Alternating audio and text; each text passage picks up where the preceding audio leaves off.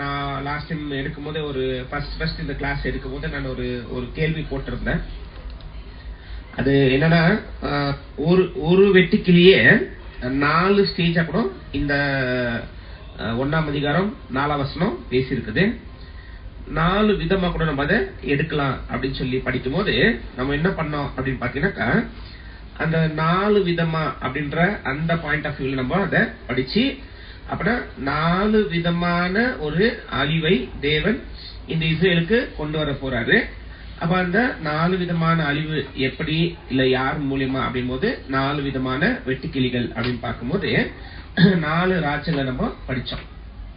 Babylon, மேதோ Persia, Greek, ரோம்ல அது வந்து கம்ப்ளீட்டா டெஸ்ட்ராய் ஆயிடுச்சு அப்படின்னு நம்ம அதை படிச்சிருக்கிறோம். அந்த ஒரு தாட் நம்ம வந்து அதை உங்களுக்கு கொடுத்துட்டு இருந்தோம், நீங்க அதை யோசிங்க அப்படின்னு சொல்லி கொடுத்துட்டு இருந்தோம். அந்த தாட் என்ன பண்ணலாம், நம்ம இன்னைக்கு அந்த தாட்ல நம்ம யோசிச்சு பார்க்கலாம். அந்த தாட்ல யோசிக்கிறதுக்கு முன்னாடி இதுக்குள்ள நம்ம என்ன படிச்சோம் அப்படின்னு பாத்தீங்கன்னாக்கா, இது ஒரு தேசத்தை அழிவுக்குள்ள கொண்டு வருகிற 4 வெட்டுக்கிளிகள், இல்லைன்னா 4 ஸ்டேஜ்ல இருக்கிற ஒரு வெட்டுக்கிளிகள் அப்படின்னு படிக்கும் போது, அப்பனா இதே ஒரு விஷயம் நமக்கு ஒரு பாடமா அப்ளை பண்ணும் போது நமக்கும் இந்த 4 ஸ்டேஜ் என்ன பண்ணலாம் அப்படின்னு பாத்தீங்கன்னாக்கா, நமக்கும் ஒரு அழிவை அது கொண்டு வரலாம். அப்புறம் நமக்கு அழிவு கொண்டு வர அந்த 4 ஸ்டேஜ் என்ன அப்படின்னு தான் நம்ம போன கிளாஸ்ல படிக்கும் போது நம்ம ஒரு ஸ்டேஜ கிளியரா படிச்சுட்டோம். அந்த ஒரு ஸ்டேஜ் என்ன அப்படின்னு பார்க்கும்போது, தேவனுடைய ஜனமா இருக்கிற நாம் ஒரு அழிவுக்குள்ள போனோம் அப்படின்னாக்கா, நமக்கு ஒரு 4 ஸ்டேஜ் நம்ம வாழ்க்கையில அனுமதிக்கப்பட்டா, இல்ல நம்ம வாழ்க்கையில அது நடந்துச்சு அப்படின்னாக்கா, நம்ம கூட ஒரு அழிவுக்குள்ள போயிடலாம். அப்ப அந்த 4 ஸ்டேஜ்ல ஃபர்ஸ்ட் ஸ்டேஜ் என்ன அப்படின்னு நம்ம என்ன பண்ண போன கிளாஸ்ல நம்ம படிச்சோம். அந்த ஃபர்ஸ்ட் ஸ்டேஜ் படிக்கும் போது அது ஒரு ஆசை, அதிகமா இருக்கிற ஒரு டிசைர். அப்ப அந்த அதிகமா இருக்கிற டிசைருக்கு நம்ம படிக்கும் போது என்ன படிச்சோம் அப்படின்னு பாத்தீங்கன்னாக்கா, நமக்கு எல்லாருக்குமே டிசைர் இருக்கணும், அந்த ஒரு ஆசை இருக்கணும்.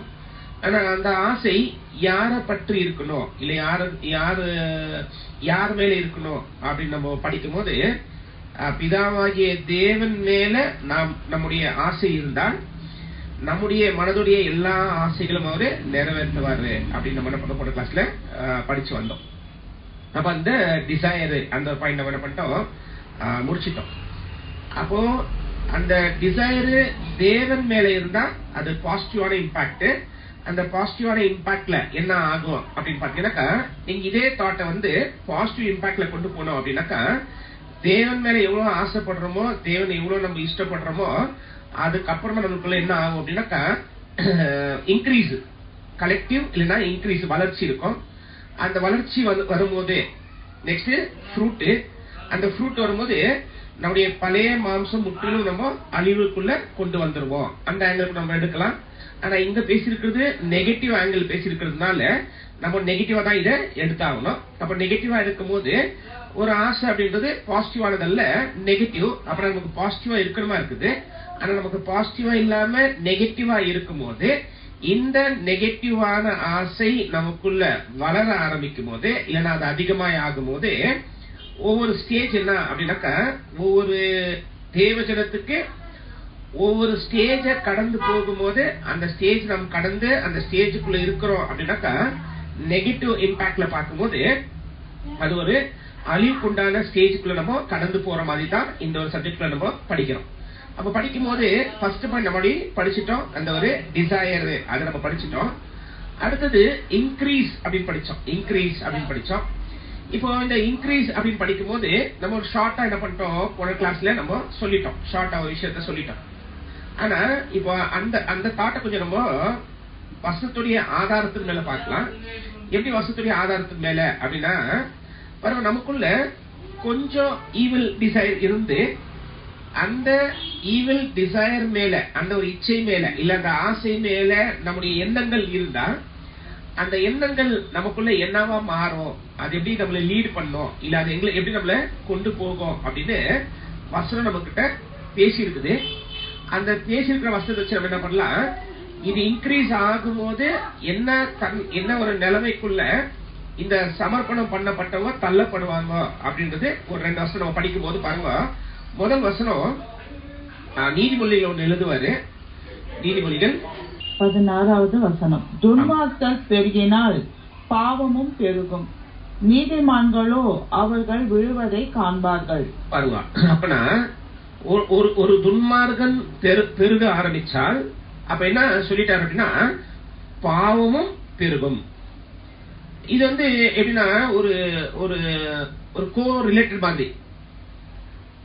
இங்க நமக்கு ஆசை அதிகமாகும் போது அந்த ஆசை அதிகமாய் இருக்கிறவர்களுக்குள்ள கண்டிப்பா என்ன பெருகும் அப்படின்னாக்கா பாவமும் அதிகமாய் பெருகினேதான் வரும். அதுதான் டிசைர் இருந்துச்சுனாக்கா அது கண்டிப்பா என்ன ஆகும் அப்படின்னா அடுத்த ஸ்டேஜுக்குள்ள போகும்போது, இந்த ஆசை அடுத்த ஸ்டேஜுக்குள்ள போகும்போது அது இன்க்ரீஸ் ஆகும். அதான் இங்க சொல்லும்போது சொல்லிட்டாரு, விக்கெட் மல்டிப்ளை ஆனாக்கா பாவமும் இன்க்ரீஸ் ஆகும். ஆச்சா, ஒரு வசனம்.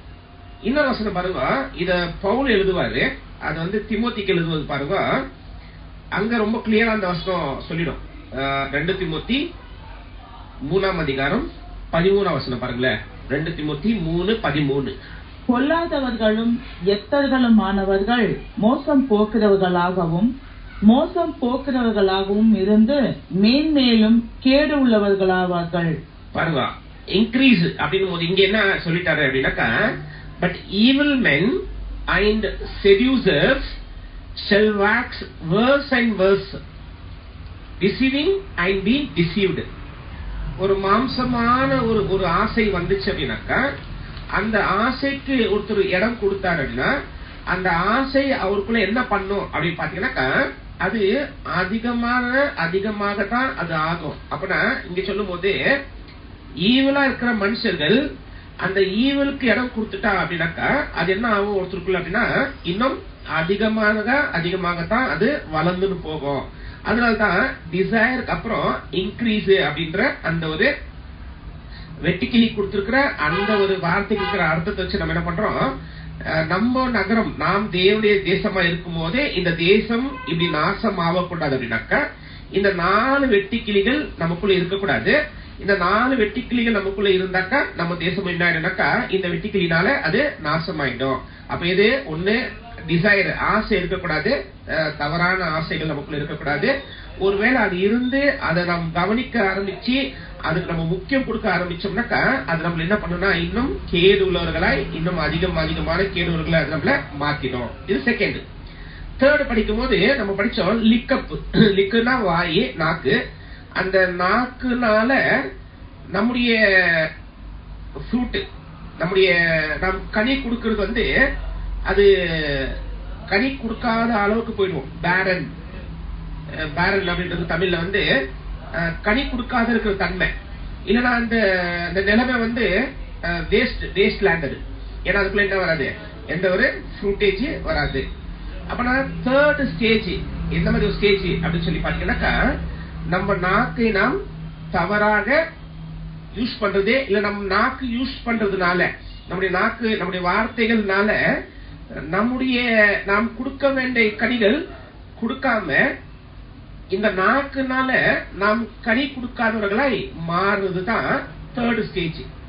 பாருங்க, அது இப்போ இந்த மாதிரி ஒரு என்ன சொல்லனா வாயின் வார்த்தையினால கனி கொடுக்காத நிலைமை வருமா, இல்ல கனி கொடுக்காம ஒருத்தர் போயிடுவாரா, அந்த லேண்ட் பேரன் ஆயிடுமா அப்படின்னு சொல்லி பாத்தீங்கன்னாக்கா ஆமா, அந்த லேண்ட் பேரன் ஆயிடும். எப்படி பேரன் ஆயிடும் அப்படின்னு சொல்லி பாத்தீங்கன்னா பாருங்க, வசனம் வாசிக்கலாம். ஒண்ணு சங்கீதம் 52ஆம் அதிகாரம் 4-5.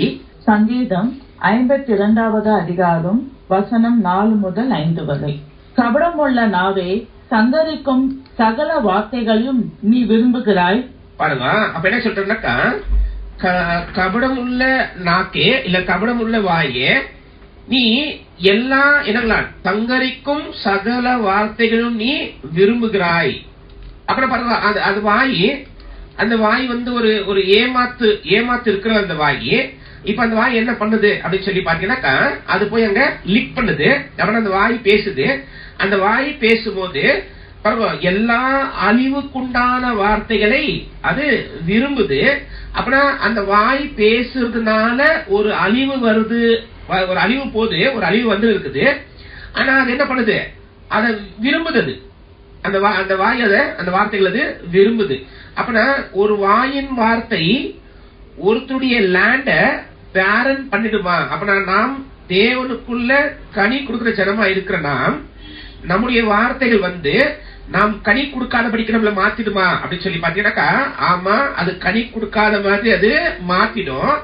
ஏன் அது அப்படி மாத்திடும் அப்படின்னாக்கா, பாருங்க, இதே சங்கீதக்காரர் சொல்லும் போது அடுத்த வசனம் படிக்கல, 5வது வசனம், தேவன் உன்னை என்றென்றைக்கும் இராதபடி அழித்து போடுவார். அவர் உன்னை பிடித்து உன் வாச ஸ்தலத்திலிருந்து பிடுங்கி நீ ஜீவனுள்ளோர் தேசத்தில் இராதபடிக்கு உன்னை நிர்மூலமாக்குவார். அப்பனா யாருடைய அந்த வார்த்தைகள் வந்து ஒரு நாசம் பண்ற வார்த்தை மாதிரி, ஏமாத்துற வார்த்தை மாதிரி யாருடைய வாயில் இருக்குதோ அவங்க என்ன பண்ணுவாங்களா? பரவாயில்ல சொல்லும் போது, தேவன் உன்னை he will destroy thee forever. அப்பனா ஏதோ ஒரு தற்காலிகமான ஜட்ஜ்மெண்ட் இல்ல, ஒரு தேவன் முற்றிலும் என்ன பண்ணுவாருங்களா? அவரு உன்னை அழித்து போட்டுடுவார். நீ எந்த இடத்துல வாசம் பண்றியோ அந்த இடத்துல உன் வேர் கூட இராதபடிக்கு என்ன பண்ணுவாங்க? தேவன் அங்கத்துல இருந்து பிடுங்கிட்டு ஜீவனுள்ள தேசத்துக்குள்ள இராதபடிக்கு வேரோட பிடுங்கி போட்டுருவாரு. அப்படின்னா நம்முடைய வாயி நம்முடைய ஃப்ரூட்டை பேரன் பண்ணுமா? ஒரு கனி வராத நிலைமைக்கு அது மாத்துமா அப்படின்னாக்கா, அது கண்டிப்பா அப்படி மாத்திடும். அப்புறம் ஒரு தேர்ட் ஸ்டேஜ் என்ன அப்படின்னு சொல்லி பாத்தீங்கன்னாக்கா, நம் வாயின் வார்த்தையினால நமக்குள்ள கேரக்டர், குணங்கள், என்னன்னா குணங்கள் காமிக்கிற மாதிரி ஒரு நிலைமையும் ஒரு தன்மையும் நமக்கு இல்லாம போயிடும். அப்படி இல்லாம போகும்போது அது ஏன் அப்படின்னு பாத்தீங்கன்னாக்கா, நம் வாயிலிருந்து வர வார்த்தைகள்னால தான். இதே விஷயத்த வந்து யாக்கோபு எழுதுவார் பாருங்க. அப்ப யாக்கோபு எழுதும் போது அந்த டங்கு எவ்வளவு இம்பார்ட்டன்ட், நம்ம பேசுற வார்த்தைகள் எவ்வளவு முக்கியமா இருக்குது, அந்த பேசுற வார்த்தைகள் எவ்வளவு சரியா நம்ம பேசுறமா இருக்குது, அந்த பேசுற வார்த்தைக்குள்ள எந்த ஒரு வஞ்சனம் இல்லாம அது நம்ம பேசணும் அப்படின்னு அங்க எழுதும் போது, இப்ப யாக்கோபு எழுதும் போது அவர் இன்னொரு ஆங்கிள் எழுதுறாரு. அது கூட வாசிங்க. யாக்கோபு 3ஆம் அதிகாரம் 5-6. யாக்கோபு 3வது அதிகாரம் வசனம் 5-6. அப்படியே நாவானதும் சிறிய அவயமாய் இருந்தும் பெருமையானவர்களை பேசும். பாருங்கள், சிறிய நெருப்பு எவ்வளவு பெரிய காட்டை கொளுத்து விடுகிறது. பாருங்க, அந்த நாக்கை எப்படி கம்பேர் பண்ணி வராரு, இல்ல நாக்கை பத்தி என்ன பேசுறாரு அப்படின்னாக்கா, பாருங்க, நாக்கு அப்படின்றது அந்த உடம்புல இருக்கிற ஒரு சின்ன மெம்பரு. ஆனா அந்த சின்ன மெம்பர் என்ன பண்ணும் அப்படின்னு சொல்லி பாத்தீங்கன்னாக்கா, ரொம்ப ஒரு பெருமையானதை அது என்ன பண்ணுமா? அது பேசும். ரொம்ப பெருமையானதை பேசி அது என்ன பண்ணிடும் அப்படின்னு சொல்லி பாத்தீங்கன்னாக்கா, ஒரு சின்ன நெருப்பு ஒரு பெரிய ஒரு நெருப்பை உண்டாக்குது பாருங்க. ஒரு பெரிய என்ன சொல்லலாம், சின்னதா கொளுத்தி போட்டிருப்போம், ஆனா அது கொஞ்ச நேரம் விட்டு பாத்தீங்கன்னாக்கா அது பெரிய நெருப்பா எரிஞ்சு இருக்கும். அந்த மாதிரி இந்த நாக்கு சின்னதா இருந்தா கூட இது பண்ற காரியத்தினால ஒரு பெரிய நெருப்பு என்ன எடுக்கலாம், ஒரு பெரிய நெருப்பு எரிகிற அளவுக்கு காரியங்களை பண்ற ஒரு வல்லமை யார்கிட்ட இருக்குதுன்னாக்கா, இந்த ஒரு நாக்கு கிட்ட இருக்குது. அப்படின்னா நாக்கு அது வந்து அவர்களையும் அழித்திடும். அவர்கள் யார்கிட்ட பேசுறாங்களோ அந்த பேசுறது என்ன பண்ணிடும், அது ஒரு அழிவுக்குள்ள அது கொண்டு போயிடும். அடுத்த வருஷம் படிக்க 6வது வசனம், நாவும் நெருப்புதான், அது அநீதி நிறைந்த உலகம். நம்முடைய அவயங்களில் நாவானது முழு சரீரத்தையும் கரைப்படுத்தி ஆயுள் சக்கரத்தை கொளுத்தி விடுகிறதாயும் நரக அக்னியில் கொளுத்தப்படுகிறதாயும் இருக்கிறது. என்ன சொல்லிட்டு எப்படி எழுதிட்டாரு அப்படின்னாக்கா, இந்த நாக்கு அப்படின்றது அது ஒரு ஃபயரு, அது அநீதி நிறைந்த உலகம். அப்படின்னா நாக்குல பேசும்போது அதிகமா நம்ம எதுதான் பேசுவோம், எதுதான் நம்ம சொல்லுவோம் அப்படின்னு பாத்தீங்கன்னாக்கா, இந்த நாக்கு பேச ஆரம்பிச்சால இது அநீதி நிறைஞ்சிருக்கிற காரியங்களை தான் இது அதிகமா பேசும். அதனாலதான் இந்த வாயை நம்ம பேச ஆரம்பிக்கும் போது தேவனுடைய வார்த்தை மற்றும் பேச ஆரம்பிச்சோம்னா, தேவனுடைய வார்த்தைக்குள்ள மற்றும் பேச ஆரம்பிச்சிட்டோம் அப்படின்னாக்கா, தேவனுடைய வார்த்தைக்குள்ள எந்த ஒரு அநீதியும் இல்ல, எல்லாமே நீதிதான். அந்த நீதி தனக்கும் நீதியை படிப்பிக்கும். அந்த நீதியை யாருக்கு இந்த நாவுனால பேசுறோமோ அந்த பேசுறவங்களுக்கும் அது நீதியை படிப்பிக்கும். அப்பனா தேவனுடைய வசனம் அல்லாமல் இந்த நாக்க நாம எதுக்கு யூஸ் பண்ணா கூட அது அநீதி நிறைந்திருக்கிற ஒரு உலகம். அப்ப என்ன பண்ணிடும் பரவா, அநீதி நிறைஞ்சிருக்கிற உலகம் நம்ம லேண்டவே என்ன பண்ணிடும் அப்படின்னாக்கா பேரன், எந்த ஒரு கனி இல்லாத நிலைமைக்கு நேரம் நாம் தள்ளப்படுறதுக்கு காரணம் என்ன அப்படின்னு பாத்தீங்கன்னாக்கா நம்ம ஒரு நாக்கு தான். அப்ப இந்த நாக்கு என்ன பண்ணும், இதை கரெக்டா யூஸ் பண்ணும். கரெக்டா யூஸ் பண்ணா எது கரெக்ட், தேவனுடைய வார்த்தைக்கு மட்டும் தான் யூஸ் பண்ணும். தேவனுடைய வார்த்தை இல்லாமல் எந்த காரியத்துக்கும் இந்த நாக்கை நம்ம யூஸ் பண்ணோம் அப்படின்னாக்கா அதுக்குள்ள கண்டிப்பா ஏதோ ஒரு பாவம் அதுக்குள்ள வந்தே வந்துரும், பாவம் வந்தே வந்துரும். அப்ப என்ன பண்ணும், பேசாம அந்த அநீதி நிறைஞ்சிருக்கிற அந்த உலகத்தை தேவனுடைய வசனம் அல்லாமல் வேற எதுக்குமே நம்ம யூஸ் பண்ணாம இருந்தோம் அப்படின்னாக்கா இப்ப அதுல என்ன ஆகுது அப்படின்னு பாத்தீங்கன்னா சொல்றாரு, அது ஒரு சின்ன அங்கம் தாங்களாம். அந்த நாக்கு அப்படின்றது ஒரு சின்ன அங்கம் தானா, ஆனா அது மொத்த சரீரத்தையும் அது கெடுத்துருதுங்களாம். அது கெடுக்கிறது மாத்திரம் அல்லாம பாருங்க, அது திரும்ப படிக்க அந்த செகண்ட் பார்ட் 6ல, நாவானது முழு சரீரத்தையும் கரைப்படுத்தி ஆயுள் சக்கரத்தை கொளுத்து விடுகிறதாயும். பாருங்க என்ன பண்ணுதுனாக்கா, அந்த ஆயுள் சக்கரம் இருக்கு பாருங்க, ஒரு லைஃப் இருக்கு பாருங்க. அப்படி என்ன சொல்றா, the course of nature. அந்த நேச்சர் அப்படின்றதுக்கு என்ன, அந்த நேச்சர் வார்த்தைக்கு என்ன மீனிங் அப்படின்னு சொல்லி பாத்தீங்கன்னாக்கா, இந்த ஆயுள் சக்கரம்னு வரலாம். ஆயுள் சக்கரம்னு சொல்றது ஒண்ணும் தப்பில்லை அப்படி நம்ம எடுத்துக்கலாம். அப்படின்னா நம்முடைய ஆயுளை என்ன பண்ணிடும், நம்முடைய லைஃப் அது என்ன பண்ணிடும் அப்படின்னு சொல்லி பாத்தீங்கன்னாக்கா அது கொளுத்தி விட்டு பாருங்க, it set on fire of hell. நம்முடைய ஆயுள் சக்கரத்தை இது கொளுத்தி விட்டு இது நம்மள என்ன பண்ணிடும் அப்படின்னாக்கா ஒரு நரகத்துல நம்மள உட்கார வச்சிடுமா. எது, இந்த நாக்கு. அப்பனா அந்த லிக்கப் அப்படின்றது எவ்வளவு இம்பார்ட்டன்ட் நமக்கு தெரியுது. அப்பனா இது ஸ்டேஜ். அப்பனா ஒரு ஸ்டேஜ் என்ன, ஃபர்ஸ்ட் நம்ம எப்படி கெடுவோம், இது என்ன பண்ணலாம், ஒவ்வொரு சமர்ப்பணம் பண்ணவங்களும் இந்த இந்த இந்த வசனங்களை நம்ம எடுத்துக்கிட்டு இந்த வசனத்துக்குள்ள நம்ம எந்த ஸ்டேஜ்ல இருக்கிறோம் அப்படின் போது நமக்குள்ள நிறைய ஆசைகள் இருக்குதா, நிறைய உலகமான ஆசைகள் இருக்குதா, நிறைய அடக்க முடியாத ஆசைகள் இருக்குதா, ஓகே அப்படி இருக்குது. அப்போ அந்த ஆசைகளை நாம் தேவனுக்குள்ள ஜெயிக்கணும்னு நினைச்சு அந்த ஆசைகளுக்குள்ள நாம நம்முடைய எண்ணங்களை நம்முடைய நோக்கத்தை அதுக்குள்ள வைக்காம இருக்கிறோமா. அப்படி வைக்காம இருந்தோம்னாக்கா பரவாயில்லை. ஆனா நம்முடைய நோக்கங்கள் நம்முடைய எண்ணங்கள் அதுக்குள்ள வைத்தோம் அப்படின்னாக்கா வச்சா என்ன ஆயிடும் அப்படின்னு சொல்லி பாத்தீங்கன்னாக்கா அது நம்மள வேர்ஸ் பண்ணும். அதிகமா அது நம்மள அந்த ஆசைக்குள்ளே கொண்டு போகும். அந்த ஆசைக்குள்ள கொண்டு போயினே இருக்கும் போது நம்முடைய வாயின் வார்த்தைகள் மாற ஆரம்பிச்சிடும். நம்ம முன்னாடி இருந்த மாதிரி இருக்க மாட்டோம், முன்னாடி பேசுற மாதிரி பேச மாட்டோம். நம்ம வாயின் வார்த்தைகள் நடக்க மாற ஆரம்பிச்சிடும். நம் வாயின் வார்த்தைகள் மாற ஆரம்பிக்கும் போது அந்த வார்த்தை என்ன பண்ணிடும் அப்படின்னு சொல்லி பாத்தீங்கன்னாக்கா நம்முடைய ஆயுளை அது குறைக்கிற மாதிரி ஒரு நிலைமைக்குள்ளது கொண்டு வந்துடும். அதனால்தான் இந்த நம்ம இந்த கன்வென்ஷனல் கிளாஸ் எடுக்கும்போது கூட வார்த்தைக்கும் பிஹேவியர் அந்த ஒரு நடத்தைக்கும் சம்பந்தம் இருக்குதா அப்படின்னாக்கா ஆமா, வார்த்தைக்கும் நடத்தைக்கும் சம்பந்தம் இருக்குது. அப்படின்னா ஒரு வார்த்தையும் என்ன பண்ணலாம், ஒரு கரெக்டான ஒரு கம்யூனிகேஷனை ஒரு வார்த்தையும் கொடுக்கலாம். ஒரு வார்த்தை மூலியமா கரெக்டான கம்யூனிகேஷன் வரலாம். ஒரு நடத்தையால கூட ஒரு கரெக்டான ஒரு கம்யூனிகேஷன் வரலாம். அப்ப அந்த ரெண்டுமே என்ன, ரெண்டுமே இன்டர்லிங்க் தான், ரெண்டுமே கனெக்டட் தான். அப்பனா ஒருத்தர் நடத்தையில சரியில்லை அப்படின்னாக்கா அந்த நடத்தையில சரியில்லாத இருக்கிறது அவர் வாயிலிருந்து வர வார்த்தையில கண்டுபிடிச்சிடலாம். இல்லைன்னா வாயிலிருந்து வர வார்த்தையை வச்சு அவர் நடத்தை சரியில்லை பண்ணலாம், கிளியரா நம்ம கண்டுபிடிச்சிடலாம். ஏன்னா ரெண்டுமே இன்டர்லிங்க்டு. அப்பனா அது இன்டர்லிங்க்டா இருக்கும் போது ஒரு வாயின் வார்த்தை சரியில்லை அப்படின்னாக்கா அவருக்குள்ள எந்த விதமான கனிகள் இல்லை அப்படின்னு நம்ம டிக்ளேர் பண்ணிடலாம். அதே மாதிரி ஒரு நடத்தை சரியில்லை அப்படின்னாக்கா அதுலயும் நம்ம என்ன கன்க்ளூஷன் வரலாம் அப்படின்னாக்கா அவருக்குள்ள அந்த லேண்ட் பேரனா இருக்குது, அவருக்குள்ள எந்த ஒரு கனி இல்ல அப்படின்னு சொல்லி நம்ம டிக்ளரேஷன் கொடுத்துடலாம். அப்ப இது ஒருத்தருடைய 3வது ஸ்டேஜ். கடைசியா நீங்க பார்க்கும்போது 4வது ஸ்டேஜ் என்ன அப்படின்னு சொல்லி பாத்தீங்கன்னாக்கா தி ராவேஜர் அப்படின்னு படிச்சோம். அந்த ராவேஜர் அப்படின்னாக்கா என்ன படிச்சோம் அப்படின்னு பாத்தீங்கன்னாக்கா அது ஒரு என்னங்களா கன்சூமிங் அப்படின்னு படிச்சோம். Consuming all that comes its way அப்படின்னு படிச்சோம்.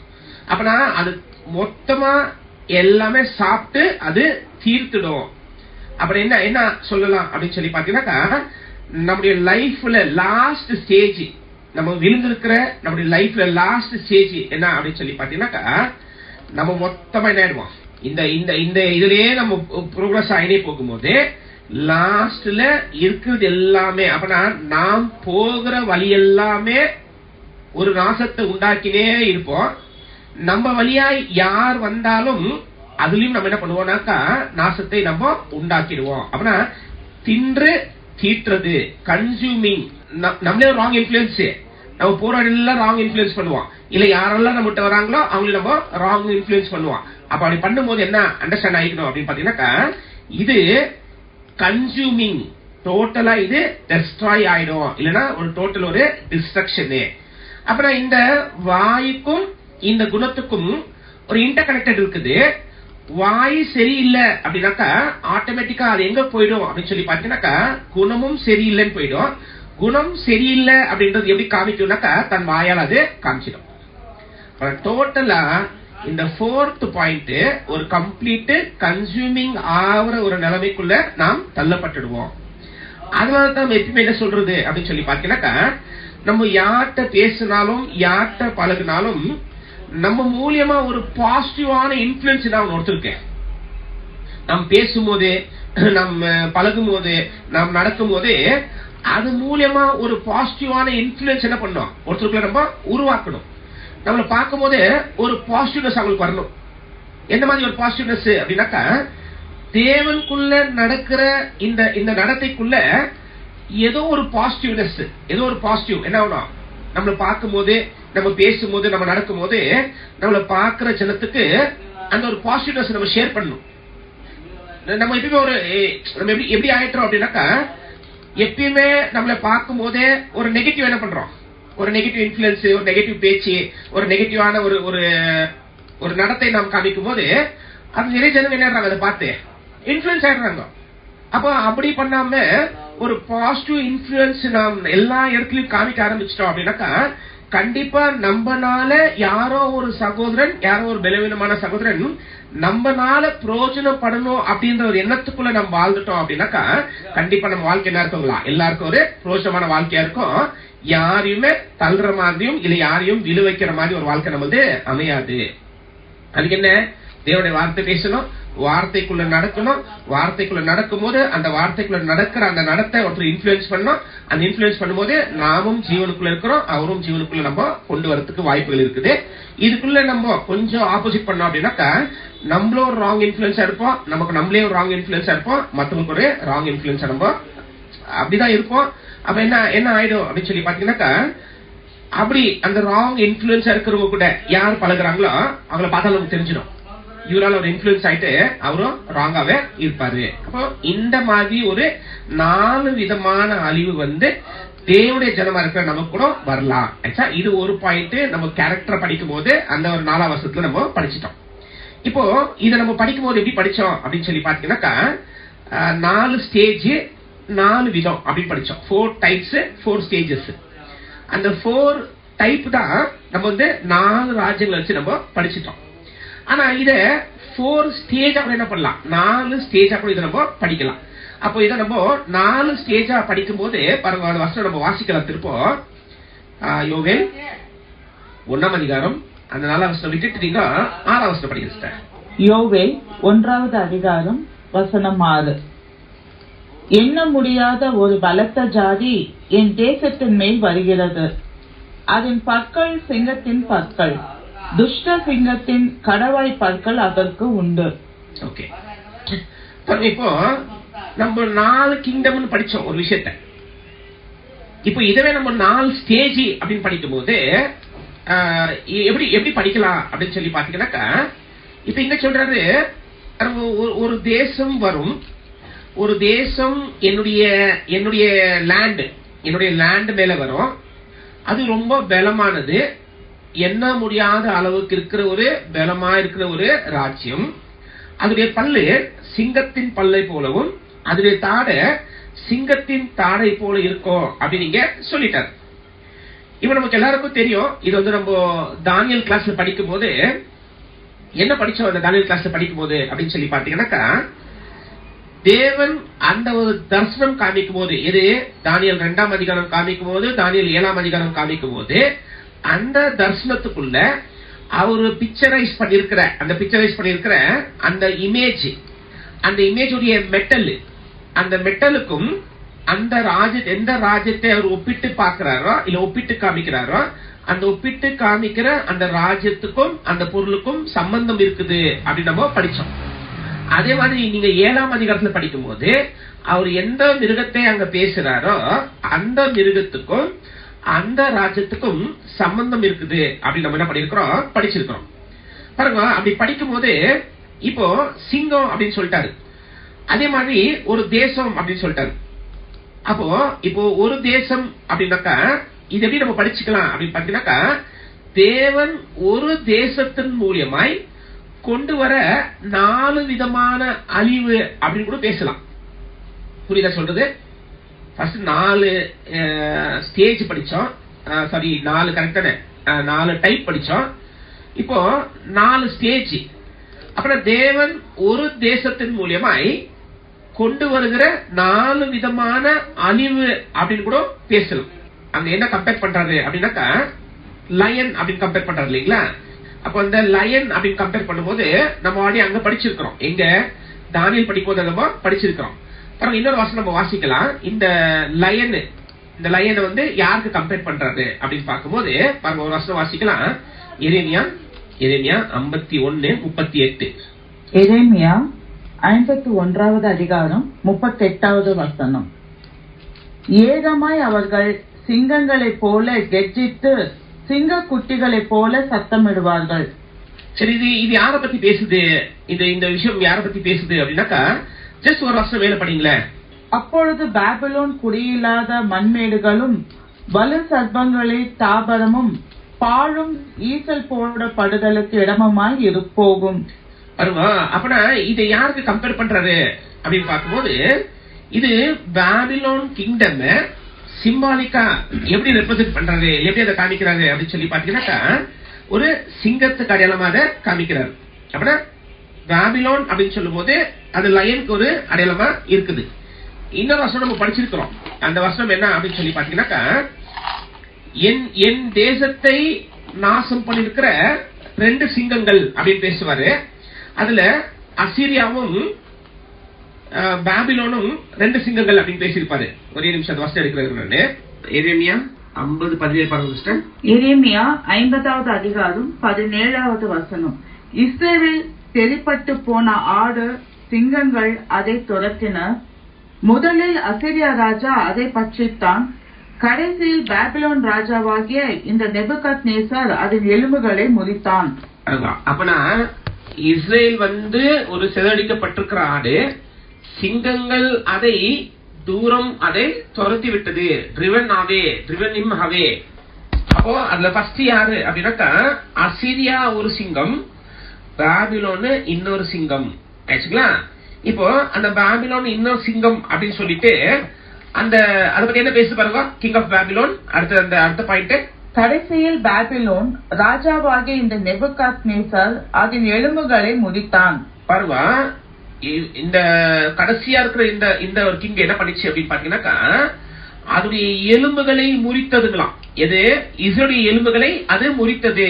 இல்லைன்னா இஸ்ரேல் சொல்ற அந்த ஆடுடைய எலும்புகளை அது முறித்தது அப்படின்னு சொல்லும் போது என்ன ஸ்ட்ராங்? அதுக்கு என்ன ஸ்ட்ராங் அப்படின்னாக்கா, பல்லு தாடை.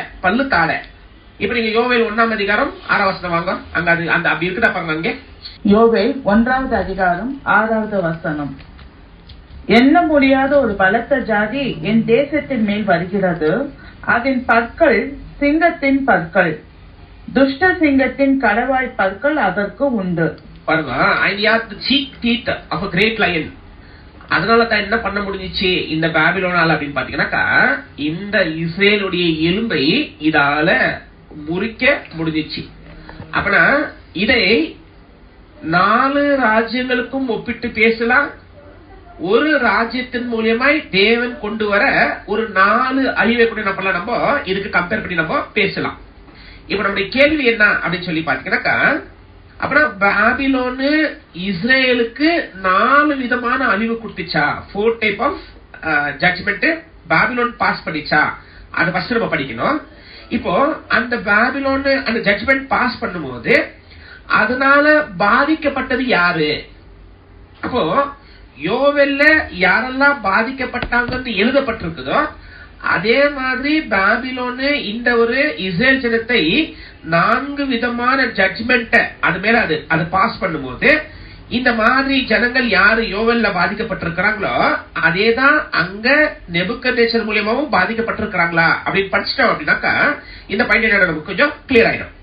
அப்ப நம்ம வாசிக்கும் போது பாருங்க, இப்ப நீங்க இதை நீங்க செக் பண்ணீங்கன்னா கூட எப்படி நீங்க செக் பண்ணலாம் அப்படின்னா, எவ்வளவு டைம் பாபிலோன் எருசலேமை இன்வேட் பண்ணிச்சு, invaded Babylon invaded Jerusalem for how many times அப்படின்னு நீங்க போட்டீங்க அப்படின்னாக்கா எல்லா கூகுள் ரெக்கார்ட்ஸும் காமிக்கிறது 3 காமிக்கும், 3 ரெக்கார்ட்ஸ் காமிக்கும், 3 டைம் பண்ணிருக்கிறாங்கன்னு காமிக்கும். ஆனா அந்த 3 தாண்டி 4வது ஒன்று இருக்குது அப்படின்னு நம்ம இப்போ காமிக்க போறோம். ஆயிடுச்சா? ஃபர்ஸ்ட் இது எங்க எழுதப்பட்டிருக்குது, இல்லைன்னா இந்த பாபிலோனு முத இந்த இஸ்ரேலை நாசம் பண்றதுக்கு ஆரம்பிச்சது எங்க அப்படின்னு சொல்லி பாத்தீங்கன்னாக்கா அந்த ரெக்கார்ட் எங்க இருக்குதுனாக்கா நமக்கு தானியேல் 1ஆம் அதிகாரம் 1ஆம் வசனத்துல தான் அந்த ரெக்கார்டு ஃபர்ஸ்ட் ரெக்கார்ட் பண்ணப்படுது. பாருங்க, அந்த 1ஆம் அதிகாரம் 1ஆம் வசனம் வாசிக்கலாம். தானியேல் 1ஆம் அதிகாரம் 1ஆம் வசனம். தானியேல் 1வது அதிகாரம் 1வது வசனம். யூதாவின் ராஜாவாகிய யோயாக்கீம் அரசாண்ட 3ஆம் வருஷத்திலே பாபிலோனின் ராஜாவாகிய நெபுகாத்நேசர் எருசலேமுக்கு வந்து அது முற்றுகை போட்டான். இப்ப நீங்க இங்க பாத்தீங்க அப்படின்னாக்கா இந்த யோயாக்கீம் இவர் எப்போ ஆளுகை பண்ற ஸ்டார்ட் பண்றாரு அப்படின்னு சொல்லி பார்க்கும்போது 2 நாளாகமம் 36ஆம் அதிகாரத்துல நீங்க படிச்சீங்கன்னாக்கா 30 படிக்க வேண்டாம், நான் எல்லா வருஷத்தையும் படிக்க வைக்கிறது இல்ல. அங்க நம்ம படிச்சோம் அப்படின்னாக்கா என்ன நடக்குது அப்படின்னு பாத்தீங்கன்னா, அங்க ஃபர்ஸ்ட் இந்த இஸ்ரேலை கேப்சர் பண்றது யாரு, இல்லைன்னா இஸ்ரேல் யார் கண்ட்ரோல்ல ஃபர்ஸ்ட் எடுத்துக்கிறாங்க அப்படின்னு சொல்லி பாத்தீங்கன்னாக்கா முத ஈஜிப்ட் தான் இந்த ஒரு இஸ்ரேலை தன் கண்ட்ரோல்ல எடுக்குது. அப்போ தன் கண்ட்ரோல்ல எடுத்ததுக்கு அப்புறமா என்ன ஆகுது அப்படின்னாக்கா இந்த ஈஜிப்ட் ஒரு கிங்க பிளேஸ் பண்ணிட்டு போகுது. அப்ப ஈஜிப்ட் ஒரு கிங்க பிளேஸ் பண்ணதுக்கு அப்புறமா என்ன நடக்குது அப்படின்னு சொல்லி பாத்தீங்கன்னாக்கா பாபிலோன் இந்த பக்கம் பெருசாயிடுது, பவர் ஆயிடுது. அப்போ இந்த பாபிலோன் பெருசாயிட்டு பவர்ஃபுல்லா ஆகும்போது எந்த ராஜாவை ஈஜிப்ட் ராஜா பிளேஸ் பண்ணாரோ அந்த ராஜாவுடைய 3வது வருஷத்துல என்ன பண்றாருனாக்கா நெபுக்கத்நேச்சர் எருசலேம்ல முற்றுகை போடுறாரு. பாருங்க, எருசலேம்ல முற்றுகை போட்டுட்டு அதுக்கப்புறம் என்ன ஆயிடுது அப்படின்னு சொல்லி பாத்தீங்கன்னாக்கா அந்த கிங்கு, அந்த ஜெயோயாக்கீம் சொல்ற கிங்கு, அதுக்கப்புறம் அவரு பாபிலோனுக்கு அடிமை, பாபிலோன் ராஜாக்கு அவரு அடிமை. அப்போ அந்த ராஜாவை அவர் முற்றுகை போட்டு அவர் என்ன பண்றாரு அப்படின்னு சொல்லி பாத்தீங்கன்னாக்கா இப்ப நீங்க இங்க வந்துருங்க. 2 நாளாகமம் 36ஆம் அதிகாரம் 6ஆம் வசனம். 2 நாளாகமம் 36வது அதிகாரம் 6வது வசனம். அவனுக்கு விரோதமாக பாபிலோன் ராஜாவாகிய நெபுகாத்நேசர் வந்து அவனை பாபிலோனுக்கு கொண்டு போக 2 வெண்கல சங்கிலிகளால் அவனை கட்டினான். பாருங்க, நீங்க 3ஆம் அதிகாரத்துல வந்தீங்க அப்படின்னாக்கா இவருடைய 3ஆம் வருஷத்துல தானியேல்ல நீங்க படிக்கும் போது 3ஆம் வருஷத்துல அவர் முற்றுகை போட்டாரு. 3ஆம் வருஷத்துல முற்றுகை போட்டு அங்க என்ன பண்ணிட்டாரு அப்படின்னு பாத்தீங்கன்னாக்கா நீங்க தானியேல்ல படிக்கும் போது இஸ்ரேல் இருக்கிற நல்ல புத்தியா இருக்கிற ஆட்கள், அப்புறமா இஸ்ரேல் தேவனுடைய ஆலயத்துல இருக்கிற அந்த ஒரு கோல்டான சில பொருட்கள் இதுல என்ன பண்ணிடுறாரு, அவர் அவருடைய தேவன் இருக்கிற இடத்துக்கு அதை கொண்டு போயிடுறாரு. ஆக்சுவலா அப்ப இது நெபுகத்நேச்சர் ராஜாவால முதல் போடப்பட்ட ஒரு முற்றுகை. அப்ப என்ன சொல்லலாம் அப்படின்னாக்கா தேவனுடைய நியாய தீர்ப்புல தேவன் முதல் கொண்டு வந்த ஒரு நியாய தீர்ப்பு.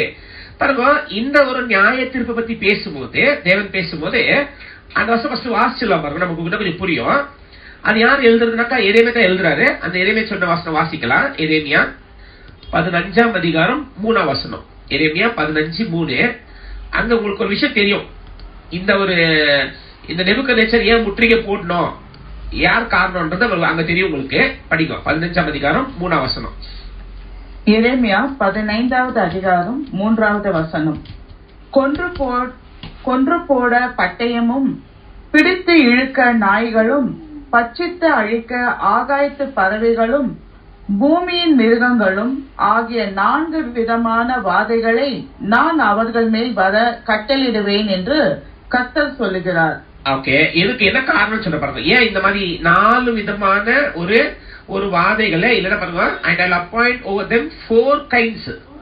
அப்புறம் இந்த மாதிரி ஒரு 4 விதமான ஒரு அழிவுக்குண்டான வாதைகளை இந்த இஸ்ரேல் ஜனத்தின் மேல தேவன் நியமிக்கிறதுக்கு காரணம் என்ன அப்படின்னு சொல்லி பாத்தீங்கன்னாக்கா, நீங்க இன்னும் மேல படிச்சீங்கன்னா உங்களுக்கு அங்க சொல்லுவாரு எப்படின்னாக்கா, மரணம், பட்டயம், பஞ்சம், அப்புறமா கேப்டிவிட்டி. இது 4 அவங்களுக்கு 4 வரும். ஃபர்ஸ்ட் மரணம் வரும், இல்லைன்னா பட்டயத்துல பட்டயம் யூஸ் பண்ணுவாங்க, இல்லைன்னா பஞ்சம் வரும், கடைசியில அவங்களுக்கு கேப்டிவிட்டி. காரணம் என்ன அப்படின்னு பார்க்கும்போது 4ஆம் வசனம் பாருங்க, காரணம் சொல்றாரு. எசேக்கியாவின் குமாரனும் யூதாவின் ராஜாவுமாகிய மனாசே எருசலேமில் செய்தவைகளின் நிமித்தம் அவர்களை பூமியில் உள்ள எல்லா ராஜ்யங்களிலும் அலைய பண்ணுவேன். அப்பனா யார் காரணம்? தேவன் இந்த இஸ்ரேல் ஜனத்துக்கு 4 விதமான தீர்ப்பை கொண்டு வரதுக்கு காரணம் யாரு அப்படின்னு பாத்தீங்கன்னாக்கா, மனாசே செய்திருக்கிற அந்த ஒரு பாவத்துக்கு உண்டான ஒரு பதில் தான் தேவன் இங்க 4 விதமாய் இந்த ஜனத்தை அவரு அழிக்க போறாரு. இந்த ஜனத்தை அவரு நியாய தீர்ப்பு அவங்க ஜனத்துக்கு மேல கொண்டு வர போறாரு. அப்போ இந்த 4 விதமான நியாய தீர்ப்பு அப்படின்னு சொல்லும் போதுதான் 4 விதமான வெட்டிக்கிளி நம்ம படிச்சோம். அப்ப அந்த வெட்டிக்கிளி படிக்கும் போது ஒரு ஆங்கிள் நம்ம படிச்சிட்டோம். அப்ப அதுக்குள்ள இன்னொரு ஆங்கிள், தேவன் ஒரு ராஜ்யத்தின் மூலியமாய் 4 விதமான தண்டனை கொண்டு வரத கூட நம்ம இந்த யோவேலுக்குள்ள படிக்கலாம். அப்படின்னு அந்த ஆங்கிள் நம்ம யோசிக்கலாம். அப்ப அதுல ஃபர்ஸ்ட் என்ன படிச்சோம்? நெபுக்கத்நேச்சர் சொல்ற ஒரு ராஜ்யம், அது சிங்கத்தை போல இருக்கிற ராஜ்யம். அந்த சிங்கத்தின் போல இருக்கிற ராஜ்யம் என்ன பண்ணிருக்குதுனாக்கா, ஒரு கேப்சர், ஒரு முதல் அழிவு கொடுத்திருக்குது. முதல் அழிவு பாருங்க. அந்த முதல் அழிவு ஆனதுக்கு அப்புறமா செகண்ட் டிஸ்ட்ரக்ஷன் பாருங்க, அது எங்க வருது அப்படின்னு சொல்லி பாத்தீங்கன்னாக்கா, பாருங்க வசனம் வாசிக்கலாம். நீங்க அதே 4ஆம் கூட என்ன கண்டினியூ பண்ணலாம். 4ஆம் அது இருக்குது. 2 நாளாகமும் 36ஆம் அதிகாரம் 9ஆம் வசனம் படிங்க. யோயாக்கீம் ராஜாவாகிற போது 8 வயதாய் இருந்தது. 3 மாதமும் 10 நாளும் எருசலேமில் அரசாண்டு கர்த்தரின் பார்வைக்கு பொல்லாப்பானதை செய்தான். மறு வருஷத்தின் ஆரம்பத்திலே நெபுகாத்நேசார் என்னும் ராஜா அவனையும் கர்த்தருடைய ஆலயத்தின் திவ்யமான பனிமுட்டுகளை பாபிலோனுக்கு கொண்டு வர பண்ணி, அவன் சிறிய தகப்பனாகிய சிதேக்கியாவை யூதாவின் மேலும் எருசலேமின் மேலும் ராஜாவாக்கினான். பாருங்க, அப்பனா செகண்ட் டிஸ்ட்ரக்ஷன் எங்க வருது அப்படின்னு பாத்தீங்கன்னாக்கா, இந்த யோயாச்சின் அப்படின்ற அந்த ராஜா காலத்துல செகண்ட் வருது அவங்களுக்கு, செகண்ட் டைம். தேர்ட் டைம் நீங்க பாத்தீங்க அப்படின்னாக்கா, ஜெதேக்கியா 3வது ஒரு அழிவு ஜெதேக்கியா மூலியமா வருது. ஆக்சுவலா அந்த நீங்க அப்ப படிச்சுக்கோங்க, அந்த ஃபுல்லா நான் சொல்றதுல தேர்ட் டைம் டிஸ்ட்ரக்ஷன் வந்து ஜெதேக்கியா மூலியமா வருது. அப்பனா 4th எது, 4வது எது அப்படின்னு சொல்லி பாத்தீங்கன்னாக்கா, இப்போ இந்த டிஸ்ட்ரக்ஷன் வந்துச்சா, அப்ப இந்த டிஸ்ட்ரக்ஷன் வரும்போது 4வது டிஸ்ட்ரக்ஷன் என்ன அப்படின்னு சொல்லி பாத்தீங்கன்னாக்கா, அது வந்து எரேமியா 52ஆம் அதிகாரம். நீங்க இங்க கூட ஃபுல்லா படிச்சிடலாம். எங்க 52ல நீங்க ஃபுல்லா படிச்சீங்கன்னா கூட அங்க கூட உங்களுக்கு இதே விஷயம் அங்க கொஞ்சம் டீடைலா எழுதப்பட்டிருக்கும். ஆனா அங்க மேக்சிமம் வந்து உங்களுக்கு ஜெதேக்கியா பத்தி ஜாஸ்தி எழுதப்பட்டிருக்கும். பாருங்க, இது 52 6ஆம் வசனம் படிங்க ஃபர்ஸ்ட். எரேமியா 52வது அதிகாரம் 6வது வசனம். 4ஆம் மாதம் 9ஆம் தேதியிலே பஞ்சம் நகரத்திலே அதிகரித்தது. ஜெதேக்கியா காலத்துல இதே பாபிலோன் வந்து மறுபடியும் முற்றுகை போட்டுச்சு. முற்றுகை போட்ட உடனே தேசத்துல ரொம்ப பஞ்சம் ஆயிடுச்சு. அந்த பஞ்சம் ஆனதுக்கு அப்புறமா அங்க இருந்த ராஜா என்ன பண்றாருனாக்கா, ஜெதேக்கியா அவர் வந்து எஸ்கேப் ஆக பாக்குறாரு. அந்த எஸ்கேப் ஆன ராஜா என்ன பண்ணிடுறாங்க, வந்துட்டாங்க, புடிச்சிடறாங்க. புடிச்சிட்டு என்ன பண்றாங்க, அவரை பாபிலோனுக்கு கொண்டு போயிட்டு அவருடைய கண்ணை நோண்டி அவருடைய பிள்ளைகள் 2 பேரும் என்ன பண்றாருன்னா அங்கே சாவடிச்சிட்டு இவர் வந்து அந்த ஒரு காவல்ல போட்டுறாங்க. எவ்வளவுனாக்கா மரணம் மட்டும் அவர் அந்த காவல்ல இருக்கணும்னு சொல்லி காவல்ல போட்டுறாங்க. இது வந்து தேர்ட் அட்டெம்ப்ட். பாருங்க, இந்த தேர்ட் அட்டெம்ப்ட் ஆனதுக்கு அப்புறமா என்ன ஆகுது அப்படின்னு சொல்லி பாத்தீங்கன்னாக்கா, பாருங்க வசன வாசிக்க 12ஆம் வசனம். எரேமியா 52வது அதிகாரம் 12வது வசனம். 5ஆம் மாதம் 10ஆம் தேதியிலே பாபிலோன் ராஜாவுக்கு முன்பாக நிற்கிறவனாகிய காவல் சேனாதிபதியான நெபுசரதான் எருசலேமுக்கு வந்தான். அது நெபுகாத்நேசர் என்னும் ராஜா பாபிலோனை அரசாளுகிற 19ஆம் வருஷமாய் இருந்தது.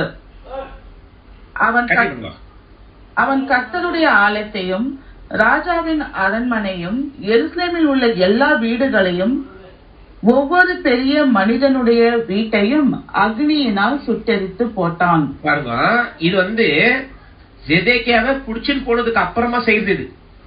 அப்ப நான் ஜெதேக்கியாவை எப்ப புடிச்சுன்னு போனாங்க அப்படின்னு சொல்லி நீங்க மேல படிச்சீங்க அப்படின்னாக்கா, அவரை புடிச்சுன்னு போன அந்த மாசம் அந்த வருஷம் அங்க எழுதுறது எந்த மாசத்துல இவரை புடிச்சுன்னு போனாங்க அப்படின்ட்டு வேணா பாருங்க. அது ஜஸ்ட் அந்த டேட் மட்டும் படிச்சுட்டு கீழே வந்துருங்க. 6ஆம் வசனம். 4ஆம் மாதம் 9ஆம் தேதியிலே, புரியுதுங்களா? 4ஆம் மாசம் 9ஆம் தேதி ஜெதேக்கியாவை புடிச்சுன்னு போயிடுறாங்க. அந்த ஒரு யுத்தத்துல பிடிச்சுன்னு போயிடுறாங்க. அப்புறமா இந்த ஒரு என்ன சொல்லலாம், அந்த ஒரு கேப்டன் பாபிலோன்ல இஸ்ரேல் இருக்கிற எல்லா ஆலயத்துல இருக்கிற எல்லாத்தையுமே எடுத்துறாரு. எல்லா வீடும் ஒரு கொளுத்தி போட்டுறாரு. ஏன் ஆலயத்தை அவர் என்ன பண்ணிடுறாரு அப்படின்னு சொல்லி பாத்தீங்கன்னாக்கா, ஆலயத்துக்கு அவர் நெருப்பு வச்சுறாரு. நீங்க அப்படியே படிச்சீங்கன்னா பாருங்க, கீழே ஆலயத்துக்கே விடுறதுல ஆலயத்துக்கு நெருப்பு வச்சுறாரு. நீங்க கண்டினியூ பண்ணீங்கன்னா உங்களுக்கு தெரியும் என்னென்ன எடுத்துட்டு போறாரு. ஆலயத்துல இருந்து எவ்வளவு பெரிய பெரிய விஷயங்களை எடுத்துட்டு போயிடுறாரு. இதெல்லாம் நீங்க அப்படியே கீழே படிக்கும் போது உங்களுக்கு ஒரு விஷயமா தெரிஞ்சிடும். அது இங்க உங்களுக்கு ஒண்ணு இங்க எழுதப்பட்டிருக்கும், இல்லன்னா உங்களுக்கு 4ஆகமத்துல அது எழுதப்பட்டிருக்கும். ஆனா 2 இடத்துல நீங்க எங்க படிச்சாலும் உங்களுக்கு அந்த ஒரு ஆலயத்தை அது கொளுத்தி விட்டுட்டு போயிடுறாரு. அப்பதான் அதுதான் கடைசி டிஸ்ட்ரக்ஷன். எதுக்கு? இந்த ஒரு இஸ்ரேலுக்கு. அப்பனா ஒரு ராஜ்யத்தின் மூலியமாய் தேவன் 4 விதமான நியாய தீர்ப்பை காமிக்கிறது கூட இந்த ஒரு 4 வெட்டிக்கிளிக்கு நம்ம ஒப்பிட்டு படிக்கலாம். அதுல 4வது நீங்க அப்படி பாத்தீங்கன்னாக்கா ஒரு டோட்டல் கம்ப்ளீட் டிஸ்ட்ரக்ஷன்.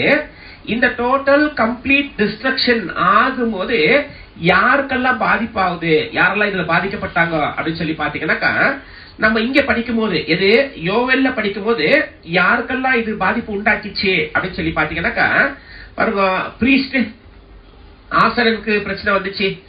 அடுத்தது இந்த வைன் ட்ரிங்கர்ஸ், இந்த வைன் குடிக்கிறாங்க பாருங்க, அவங்களுக்கு பிரச்சனை வந்துச்சு. அப்புறம் நம்ம படிக்கும் போது விவசாயிகளுக்கு பிரச்சனை வந்துச்சு. கடைசியா பார்க்கும்போது யோவேல் என்ன பண்றாரு, ஒரு துக்கத்துல அவரு அங்க எழுதுறது நம்ம பார்த்தோம். இப்ப என்ன கன்ஃபார்ம் பண்ணணும் அப்படின்னு சொல்லி பாத்தீங்கன்னாக்கா, நெக்ஸ்ட் யங் மேன், இளமா இருக்கிற வாலிபருக்கும் என்ன இருக்குதுனாக்கா இந்த மாதிரி ஒரு பிரச்சனை வந்திருக்குது. அப்போ இதெல்லாமே இந்த நெபுகத்நேச்சர் பண்ண இந்த காலத்துல இதெல்லாம் நடந்துச்சா அப்படின்னு சொல்லி பாத்தீங்கன்னாக்கா, பாருங்க 2 நாளாகமம் 36ஆம் அதிகாரம் 17ஆம் வசனம். 2 நாளாகமம் 36வது அதிகாரம் 17வது வசனம். ஆதலால் அவர் அவர்கள் மேல் கல்தேயரின் ராஜாவை வரப்பண்ணினார். அவன் அவர்கள் வாலிபரை அவர்களுடைய பரிசுத்தமான ஆலயத்திலே பட்டயத்தினால் கொன்று வாலிபரையும் கன்னியாஸ்திரீகளையும் முதியோரையும் விருதாப்தியரையும் தப்பிவிடவில்லை. எல்லாரையும் தேவன் அங்க யோவேல்ல படிச்சீங்களா? யோவேல்ல படிக்கும் போது என்னங்களா, வாலிபர்களுக்கு கஷ்டம் இருக்குது, வாலிபர்கள் அழுகுறாங்க. இல்லன்னா வாலிபர் அப்படின்னு சொல்லும் போது யங் வர்ஜினுக்கு வருஷனுடைய சத்தம் இருக்குது அப்படின்னு சொல்லும் போது ஏன் அந்த யோவேல் எழுதினார் அப்படின்னாக்கா, என்ன ஆயிடுச்சுங்களா, இந்த கல்தியோடைய ராஜா பட்டயத்தினால இங்க இருக்கிற யங் மென்னு, அப்புறமா ஒரு மிடில் ஏஜ் மென்னு, அப்புறமா ஓல்ட் ஏஜ் மென்னு யாருமே விடலீங்களா, எல்லாரும் என்ன பண்ணிட்டாருனாக்கா அவரு சாகடிச்சுட்டாரு. அடுத்தது பாருங்க, அந்த பேர்ட் வச்சு பாத்தீங்களா, அதுல 19ஆம் வசனம் இருக்கு பாருங்க. 19ஆம் வசனத்துல 19வது வசனம். அவர்கள் தேவனுடைய ஆலயத்தை தீ கொளுத்தி எருசலேமின் அலங்கத்தை இடித்து அதன் மாளிகைகளை எல்லாம் அக்னியால் சுட்டரித்து எருசலேம் ஆலயத்தை எரிச்சிட்டாங்க. இப்போ எருசலேம் ஆலயத்தை எரிக்கும் போது யாருக்கு அழுக இருக்கும், இல்ல யார் அழுக முடியும் அப்படின்னு சொல்லி பாத்தீங்கன்னாக்கா, நம்ம பார்த்தோம் ஆசிரியர்கள் அழுதாங்க. ஏன் ஆசிரியர்கள் அழுதாங்க அப்படின்னாக்கா, இந்த ஆலயத்தை என்ன பண்ணாங்களா, அப்படியே சின்ன சின்ன பீஸா எடுத்துட்டு போயிட்டாரு. பில்லரு அப்படியே சின்ன பீஸா கட்டி எடுத்துட்டு போயிட்டு லாஸ்ட்ல இந்த ஆலயத்தவே எரிச்சிட்டாங்க. அப்ப யார் அழுகுறது? பிரீஸ்ட். அப்படி யாரு? எங்க மென்னு பார்த்தோம், பிரீஸ்ட் பார்த்தோம். நெக்ஸ்ட் என்னங்களா, ஃபார்மர்ஸ், இந்த விவசாயம் பண்றவங்களும் அவங்களும் அழுதாங்களா, அவங்களுக்கும் ஒரு கஷ்டம் வந்துச்சா அப்படின்னு சொல்லி பாத்தீங்கன்னாக்கா, இவர் என்ன பண்றாருன்னா எல்லாரும் எடுத்துட்டு போயிடாரு, இருக்கிறவங்க எல்லாமே எடுத்துக்கின்னு இந்த ஊர்ல அவரு யாரை விட்டுட்டு போறாரு அப்படின்னு சொல்லி பாத்தீங்கன்னாக்கா கொஞ்சம் பேர் விடுறாங்க. பாருங்க யாரை விடுறாரு அப்படின்னு பார்க்கும்போது அங்க உங்களுக்கு வசனம் இருக்கும், இந்த மாதிரி போர் அண்ட் வைன் ட்ரெஸ்ஸர்ஸ் அப்படின்னு இருக்கும். பாருங்க எரேமியா அங்க இருக்க பாருங்க, அவர் விட்டுட்டு போகும்போது ரொம்ப ஏழப்பட்டவங்கள இந்த வைன் ட்ரெஸ்ஸர்ஸ் வந்து விட்டுட்டு போயிடுவாரு. எரேமியா 52வது அதிகாரம் 16வது வசனம். ஆனால் தேசத்தாரில் ஏழைகளான சிலரை காவல் சேனாதிபதியாகிய நெபுசரதான் திராட்சை தோட்டக்காரரும் பயிரிடும் குடிகளாகவும் விட்டு வைத்தான். பாருங்க இந்த திராட்சை தோட்டத்தையும் இந்த பயிரிடுறவங்கள அப்ப நம்ம படிச்சல ஹஸ்பண்ட் மேனு இல்லன்னா ஃபார்மர்ஸ் அவரை மட்டும் விட்டுட்டாங்களாம். இப்போ அவங்களை விட்டதுனால வந்து அவங்க சந்தோஷமா இருப்பாங்களா அப்படின்னாக்கா அவங்க விட்டாலும் சந்தோஷமா இருக்க மாட்டாங்க. ஏன்னா மறுபடியும் அடிமையா இருக்கிறாங்க. என்ன விளைச்சல் விளைச்சாலும் அந்த விளைச்சல் எல்லாமே யாருக்கிட்ட கொடுக்கணும் இல்ல யார் எடுத்துட்டு போடுது அப்படின்னாக்கா எல்லாமே இந்த பாபிலோன் ராஜா எடுத்துட்டு போயிடுவாரு. அப்படின்னா ஒரு லைன்ல சொல்லணும் அப்படின்னாக்கா இந்த யோவேல் 1ஆம் அதிகாரம் 4ஆம் வசனத்தை வந்து நம்ம 4 ராஜ்யத்துக்கு ஒப்பிட்டு படிக்கலாம். இல்லைன்னா ஒரே ராஜ்யம் கொண்டு வந்த 4 விதமான அழிவை கூட நம்ம இதுக்குள்ள படிக்கலாம். அப்படின்னா ஒரே ராஜ்யம் கொண்டு வந்த 4 விதமான அழிவு அப்படின்னு சொல்லும் போது அந்த ராஜ்யம் நம்ம யாருக்கு கம்பேர் பண்ணலாம் அப்படின்னாக்கா பாபிலோன் நம்ம அதை கம்பேர் பண்ணும் போது பாபிலோனு இந்த ராஜ்யத்தை 4 விதமாய் 4 ஸ்டேஜில் அழிச்சிருக்குதா, 4வது ஸ்டேஜ் தான் இதோடைய எண்ட் ஸ்டேஜா அப்படின்னு பாத்தீங்கன்னாக்கா நம்ம இவங்க படிச்சிட்டோம். அதோடைய எண்ட் ஸ்டேஜ் 4வது ஸ்டேஜ் தான். அப்படின்னா இப்படியும் நம்ம படிச்சுக்கலாம், இப்படி நம்ம இத படிக்கலாம். 2 ஆங்கிள்லயும் இதை நம்ம யோசிக்கிறதுக்கு உண்டான வாய்ப்புகள் நிறைய இருக்கிறதுனால தான் என்ன பண்றோம் நம்ம. அப்ப எது முடிச்சிட்டோம் அப்படின்னு சொல்லி பாத்தீங்கன்னாக்கா 1ஆம் அதிகாரம் 4ஆம் வசனத்துல இருக்கிற 2 விதமான இருக்கிற இன்டர்பிரேஷன் பண்ற நம்ம இதுல கிளியரா நம்ம படிச்சிட்டோம். அந்த கிளியரா படிச்ச உடனே அந்த ஒரு பாதிப்பு 5ஆம் வசனம் 6ஆம் வசனம் அதுக்குள்ள உண்டான பாதிப்பு கூட என்ன பண்ற இதுக்குள்ள நம்ம ஆல்ரெடி படிச்சிட்டோம். அப்ப நம்ம அடுத்த கிளாஸ்ல படிக்கும் போது இந்த ப்ராபசியை தாண்டி இதுக்குள்ள வேற என்ன யோவேல் மூலியமா தேவன் எழுத வச்சிருக்கிறாரு அது என்ன பண்ணலாம் நம்ம அடுத்த கிளாஸ்ல நம்ம படிக்கலாம். அப்போ இங்க நான் ஸ்டாப் பண்றேன். அப்ப இங்க ஸ்டாப் பண்ணும்போது அந்த 4 வெட்டிக்குள்ள இருக்கிற ஆவிக்குரிய அர்த்தமும் படிச்சிட்டோம். அந்த 4 வெட்டிக்கிலேயே நம்ம எப்படி வேற விதமா கம்பேர் பண்ணி படிக்கலாம்ன்றது கூட நம்ம அதுக்குள்ள படிச்சிட்டோம். அப்ப அடுத்த கிளாஸ்ல படிக்கும் போது அந்த 4 வெட்டிக்கிளி இது முடிஞ்சிச்சு. அதுக்கப்புறம் இருக்கிற காரியத்தை நம்ம என்ன பண்ணலாம், நம்ம தியானம் பண்ணி அதுல இருந்து நம்ம என்ன பாடம் கத்துக்கலாம், அதுல என்ன தீர்க்கதரிசனம் எழுத வச்சிருக்காங்க சொல்லிட்டு நம்ம அடுத்த கிளாஸ்ல கண்டினியூ பண்ணலாம். இங்க நான் ஸ்டாப் பண்றேன்.